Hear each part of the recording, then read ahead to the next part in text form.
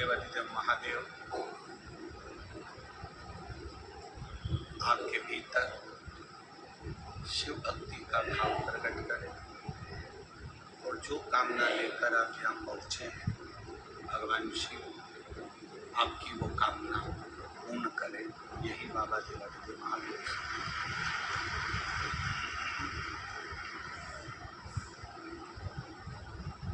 क्योंकि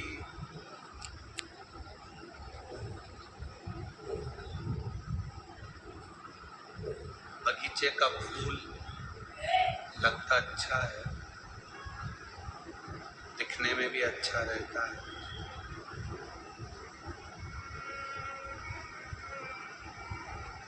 बहुत सारे फूल बगीचे में लगे होते हैं,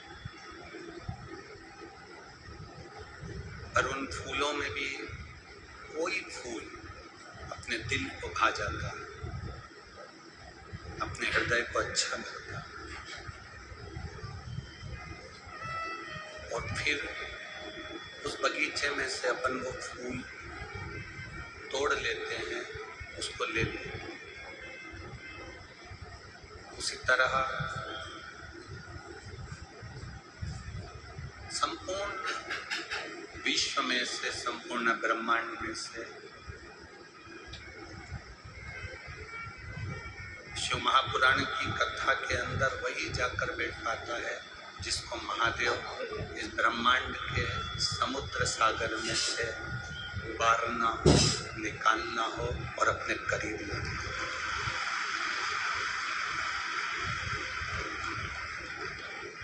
ऐसा कोई मनुष्य नहीं जिसके शरीर में शक्कर नहीं, ऐसा कोई मनुष्य नहीं जिसके शरीर में शुगर नहीं, ऐसा कोई मनुष्य नहीं जिसके शरीर में ग्लूकोज नहीं। आप डॉक्टर को चेक करवाओगे तो आपके शरीर में ग्लूकोज निकलेगा, शक्कर निकलेगी। शक्कर, ग्लूकोज शरीर के अंदर होता है। प्रत्येक मनुष्य के शरीर में शक्कर होती है, ग्लूकोज होता है, पर क्या प्रत्येक मनुष्य की शक्कर, प्रत्येक मनुष्य के शरीर का ग्लूकोज हाई और लो होता रहता है क्या? बोलो जम के। किसी किसी का शुगर हाई हो जाता है, किसी का शुगर लो हो जाता है, सबका नहीं। आपके घर में 25 लोग रह रहे हैं, 15 लोग रह रहे हैं, किसी की तबीयत खराब हुई तो डॉक्टर को दिखाने गए तो उसने कहा इसकी शुगर हाई है।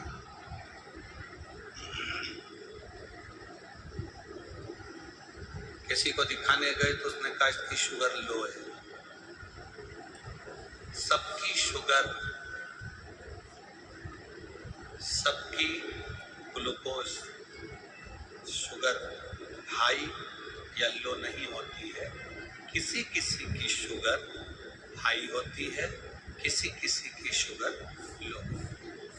उसी तरह सबके शरीर में ग्लूकोज है, सबके शरीर में शक्कर है, सबके शरीर में शुगर है, पर कोई कोई हाई, कोई कोई लो होती है। उसी तरह सब बाबा भोलेनाथ मनुष्य हैं, पर कोई कोई भगवान शंकर की कथा में पहुंचता है तो ये समझें कि ये शिव तत्व को प्राप्त।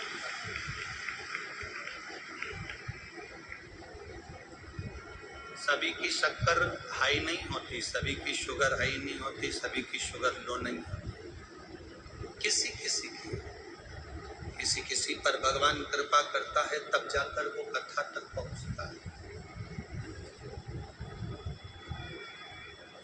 घर में 15 सदस्य रह रहे हैं, सबकी सब भगवान शंकर को जल चढ़ाने नहीं जाते। कोई कोई घर में से भगवान शंकर को जल चढ़ाने के लिए जाता है।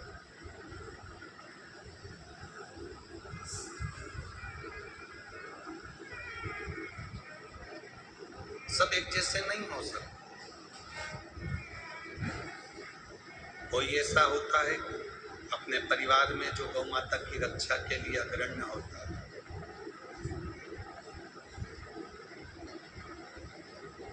कोई ऐसा होता है अपने परिवार में कि गौ माता की रक्षा के लिए आगे रहता है, कोई ऐसा रहता है कि वो गौ माता को मानता ही नहीं है, कोई ऐसा होता है कि पितरों के प्रति उसका आदर होता है, कोई ऐसा होता है कि वो पितरों को मानता ही नहीं है, कोई ऐसा होता है कि वो मंदिर में भगवान को प्रणाम करना जानता है, कोई ऐसा होता है कि मंदिर में भगवान की मूर्ति को भी पत्थर मानता है, कोई ऐसा होता है भगवान को प्रणाम करता है, और कोई ऐसा होता है कि भगवान का अपमान करता है।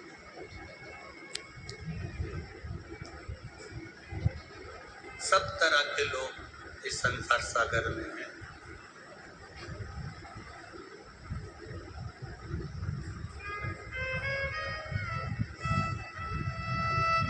कपड़े ऊंचे होते चले गए और व्यक्ति के जो कर्म हैं वो नीचे होते चले गए।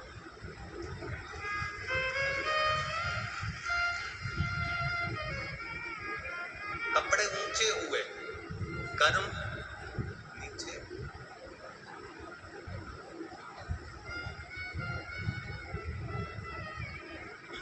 थोड़ा अगर पढ़ लिख जाओ, आपको अच्छी नौकरी मिल जाए, आप अच्छे शहर में रहने लगो,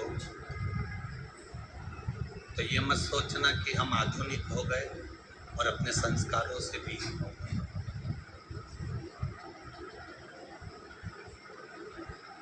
अच्छी नौकरी अगर मिल गई, अच्छा पद मिल गया, अच्छा शरीर मिल गया, अच्छे पढ़ लिख गए, तो ये प्रयास करना कि हम दूसरे के लिए कोई प्रेरणा बन जाएं, अच्छे पद पर होने के बाद भी हम ऐसा काम करें कि दुनिया के लोग देखकर हमारे जैसा कुछ कार्य करना प्रारंभ करें।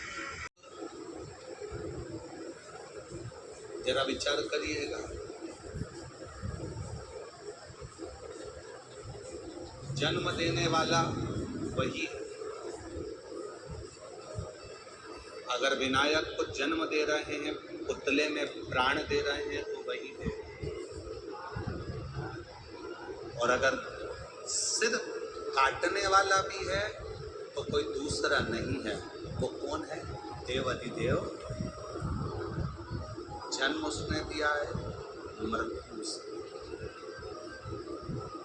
सुख उसने दिया है, दुख उसने।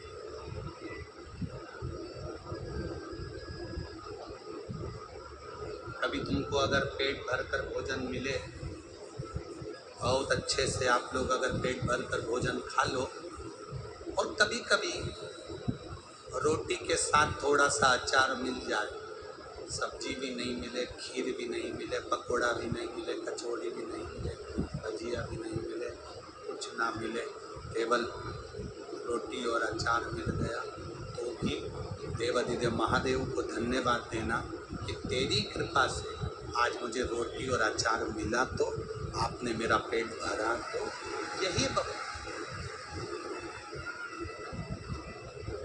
आपकी कृपा से मिला। तो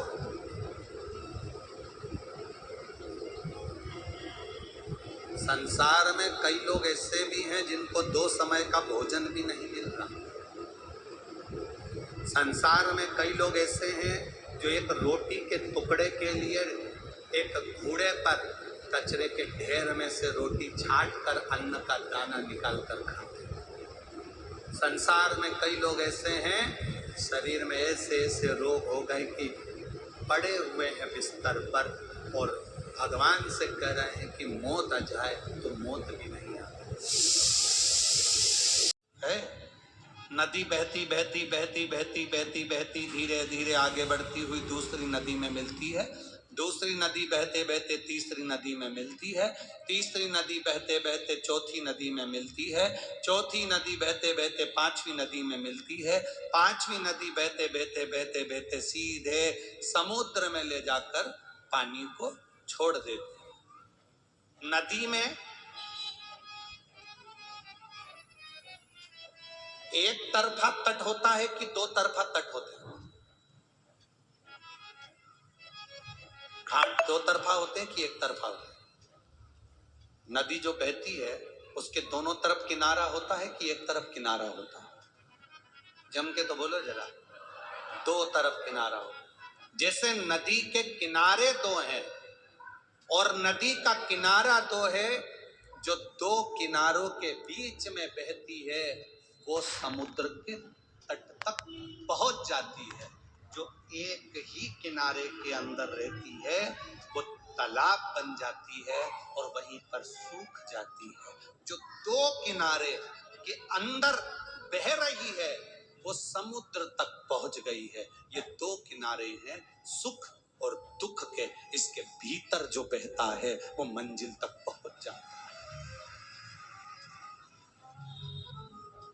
सुख और दुख के किनारे में जो बह रहा है